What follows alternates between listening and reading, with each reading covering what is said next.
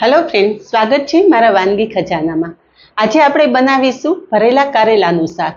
આ શાક એવી ટ્રીક સાથે બનાવશું ને કે ઘરમાં નાનાથી મોટા બધાને પસંદ આવશે અને મસાલો સ્ટોર કરવાની બધી જ ટિપ્સ તમારી સાથે શેર કરીશ। તો વિડીયો પૂરેપૂરો જોજો। વિડીયો પસંદ આવે તો વિડીયોને લાઇક, શેર અને સબસ્ક્રાઇબ કરી પાસે રહેલું બેલ પ્રેસ કરો જેથી આવનારા નવા વિડીયો સૌથી પહેલા આપને મળે। તો ચાલો બનાવીએ એકદમ સ્વાદિષ્ટ અને ચટપટા મસાલા સાથે ભરેલા કારેલાનું શાક। તો કારેલાનું નવું જ શાક બનાવવા માટે અહીંયા મેં 250 ગ્રામ દેશી કારેલા લીધા છે। કારેલાની પસંદગી કરવામાં એક વાતનું ખાસ ધ્યાન રાખવાનું કે આ રીતના નાની સાઈઝના કારેલા મળે ને તો એ જ કારેલા લેવાના, પણ જો તમને આ નાની સાઈઝના કારેલા ના મળે ને તો જ હાઇબ્રિડ કારેલાનો ઉપયોગ કરવાનો। તો પહેલાં તો કારેલાને એકદમ સારી રીતે ધોઈ અને પછી ઉપયોગ કરવાનો। અત્યારે મેં કારેલા ધોઈ લીધા છે, તો કારેલા સમારી લેશું। કારેલા સમારવા માટે આપણે આગળ અને પાછળનો ભાગ અલગ કરી લેશું અને ઉપરથી આ રીતે પાતળી છાલ ઉતારશું। ફ્રેન્ડ્સ, મારા દરેક રેસીપીમાં હું તમને ટકોર કરતી હોઉં છું કે કોઈ પણ શાક કરો ઉપરથી આ રીતના પાતળી પાતળી છાલ કાઢવાની, કારણ કે છાલમાં પણ અનેક પોષક તત્વો રહેલા હોય છે। જો તમે કારેલાની છાલ બધી કાઢી નાખો અને અંદરનો બધો ભાગ કાઢી નાખો તો કારેલાના બધા જ પોષક તત્વો નીકળી જશે। કારેલાના આ રીતે બે ભાગ કરી લેશું, વચ્ચે કાપો કરી અને બે ભાગ કરી અને આ રીતે બધા જ કારેલા સમારી લેશું। અહીંયા બધા જ કારેલા સમારી લીધા છે અને તમે જોઈ શકો છો કે કારેલા એકદમ કૂણા હોવાથી મેં અંદરનો પણ પાર્ટ કાઢેલો નથી। અત્યારે જો કારેલામાં તમારે કોઈ લાલ બી હોય કે પાકા બી હોય તો જ કાઢવાના છે, બાકી અંદરનો ભાગ પણ આપણે કાઢશું નહીં। એટલે બધા જ પોષક તત્વોથી ભરપૂર આ શાક તૈયાર થશે। હવે સમારેલા કારેલા બાફી લેશું। તો કારેલા બાફવા ગેસ પર કુકરમાં 1 ગ્લાસ પાણી ઉમેરશું અને પાણીમાં 1 મોટી ચમચી મીઠું ઉમેરી દેશું। ઘણા લોકોનું એવું કહેવું છે કે કારેલાનું શાક એટલે કડવું જ, પણ ના, આજનું કારેલાનું શાક બિલકુલ કડવું નહીં લાગે। તમે સ્ટેપ બાય સ્ટેપ જોજો। મસાલો પણ આપણે એક અલગ રીતે બનાવવાનો છે અને શાક પણ અલગ રીતે બનાવવાનું છે। અહીંયા પાણીમાં ઉમેરેલું મીઠું થોડું ઓગળી ગયું છે। સમારીને રાખેલા કારેલા છે એ કુકરમાં ઉમેરી દેશું।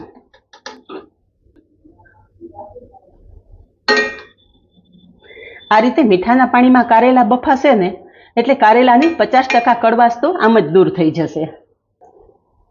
હવે ઢાંકણ ઢાંકી દેશું અને ગેસની લો ફ્લેમ ઉપર કુકરમાં 2 સીટી કરશું। વધારે સીટી નથી કરવાની, આપણે કારેલાને મેસી નથી કરવાના, ખાલી બાફવાના છે। અહીંયા કુકરમાં 2 સીટી થઈ ગઈ અને હવા પણ રિલીઝ થઈ ગઈ છે। કારેલા ચેક કરી લઈએ। અહીંયા તમે જોઈ શકો છો કે કારેલા સરસ બફાઈ ગયા છે, પણ કારેલા મેસી નથી થયા। કારેલા આપણે પાણીમાંથી બહાર કાઢી લેશું।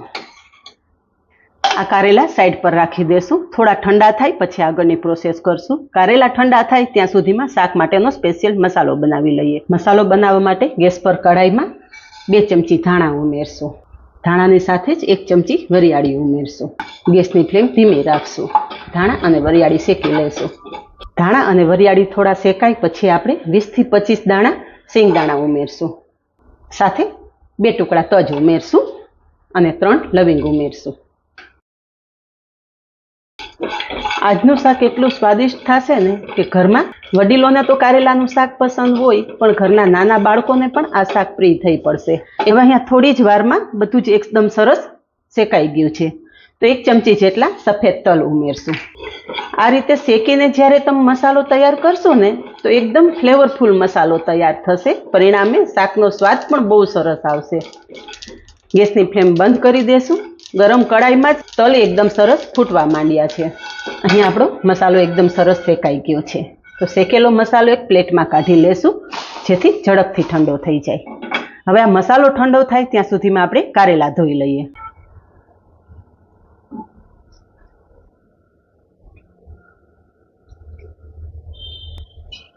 ઘણી વખત એવું બનતું હોય છે, ઘણી બધી પ્રોસેસ કરવા છતાં પણ કારેલામાં કડવાશ દૂર નથી થતી। તો એનું કારણ એ છે કે કારેલા જ્યારે તમે બાફીને ધોતા હોય ને ત્યારે ચોળીને નહીં ધોવાના, એકદમ હળવા હાથે આ રીતે ધોઈ લેવાના। હળવા હાથે કારેલા ધોશો ને એટલે કારેલામાંથી કડવાશ ઓછી થશે, પણ જો તમે કારેલાને વધારે ચોળીને ધોશો ને તો કારેલામાંથી કડવાશ રિલીઝ થશે, પરિણામે કારેલાનું શાક તમને વધારે કડવું લાગશે। તો આ રીતે હળવા હાથે હું બધા કારેલા ધોઈ અને ચોખ્ખા કરી લઉં છું. આપણે 2 પાણીથી કારેલા ધોવાના છે. અહીંયા મેં કારેલા 2 પાણીથી ધોઈ લીધા છે. એક જ કારેલામાં થોડો મોટા બિયાનો ભાગ હતો ને એ અલગ કરેલો છે. બાકી બીજા કારેલામાંથી મેં અંદરનો ભાગ કાઢેલો નથી. અહીંયા તમે જોઈ શકો છો. તો કારેલા સાઈડ પર રાખી દેશું અને અહીંયા આપણો મસાલો પણ સરસ ઠંડો થઈ ગયો છે. તો મસાલો એક મિક્સર જારમાં લઈ લેશું.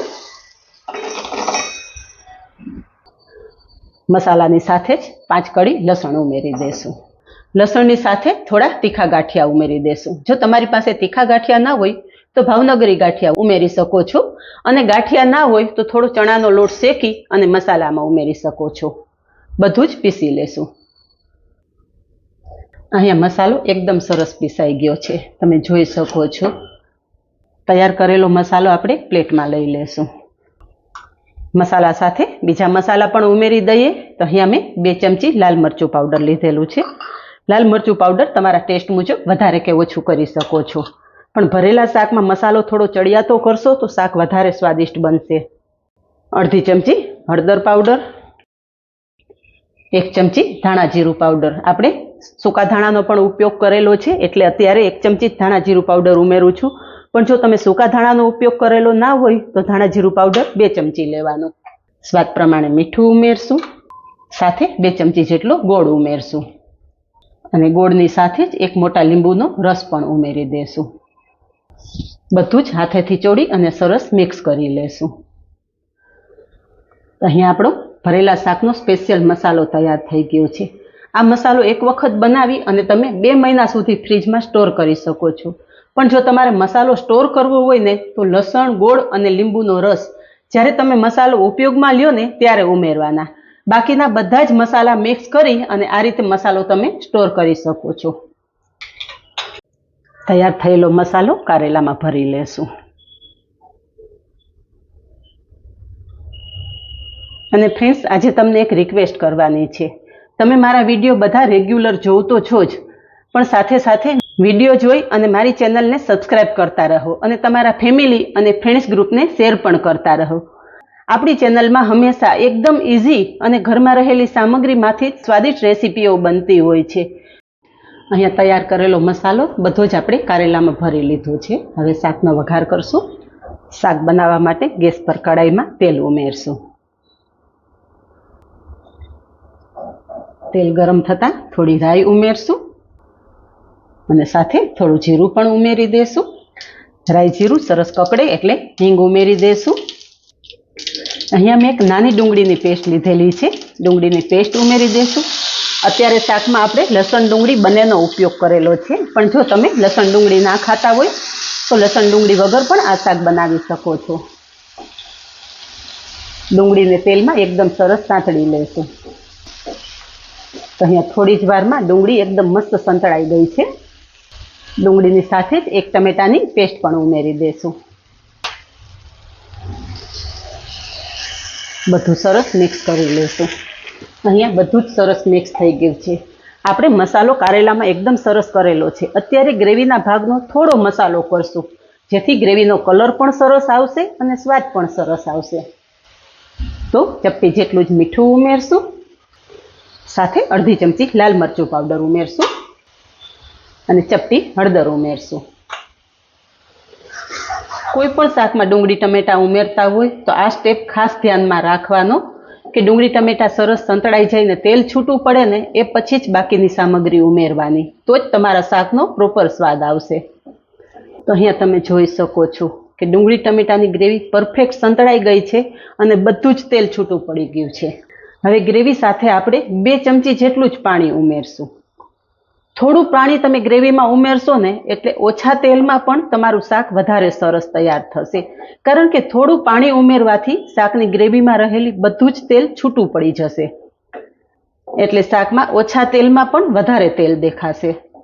અહીંયા આપણી ગ્રેવી પરફેક્ટ તૈયાર થઈ ગઈ છે. તો મસાલો ભરેલા કારેલા ગ્રેવીમાં ઉમેરી દેશું. અહીંયા બધા જ કારેલા ગ્રેવીમાં ઉમેરી દીધા છે. હળવા હાથે કારેલા ગ્રેવી સાથે મિક્સ કરી લેશું. અહીંયા બધા કારેલા ગ્રેવી સાથે મિક્સ કરી દીધા છે. ગેસની ફ્લેમ એકદમ ધીમી રાખશું અને થોડી વાર ઢાંકણ ઢાંકી દેશું જેથી ગ્રેવીની એકદમ સરસ ફ્લેવર કારેલા સાથે મિક્સ થઈ જાય. અહીંયા થોડી જ વાર ઢાંકણ ઢાંકી દીધા પછી તમે જોઈ શકો છો કે શાકમાં રહેલું બધું જ તેલ છૂટું પડી ગયું છે. બધું હળવા હાથે એક વખત મિક્સ કરી લેશું. હવે આ શાક તૈયાર થઈ જાય ને પછી 1 ચમચી જેટલું સિંગ તેલ આપણે ઉમેરશું. થોડું સિંગ તેલ આ રીતે ઉપરથી ઉમેરશો ને એટલે શાકમાં એક અલગ જ ફ્લેવર આવશે.